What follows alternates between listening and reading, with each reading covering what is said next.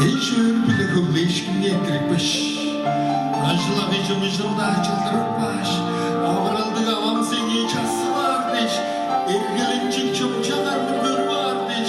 Oğuşun tuttu şahık sözünde ne varmış. Sevgilini benzin davalı ürtük varmış. Oru kıran mumsabayın çene vermek.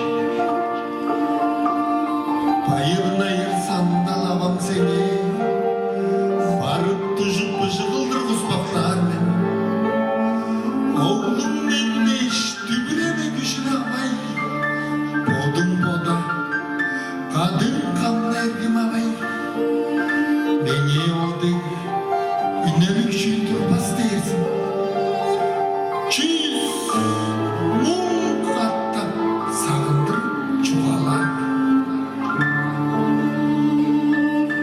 Mum çalsa da karadan çı, kamudan çı. Bola bugü bir şeyin çarış çöllerinde. Avam köşürttür jorda güzsepeyim ben.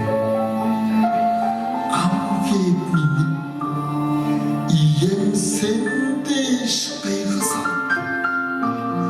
Seni sattım, seni çoktan iyilep çörmen pijravay.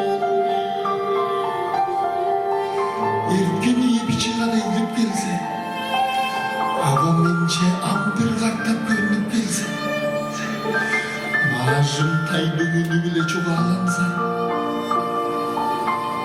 çasın oğlum, heymeregim kandıktır seni. Çok da beni aldap yerin kandı yerken, seni saptıp görük seyirimden diyor. Çaylan taşlar.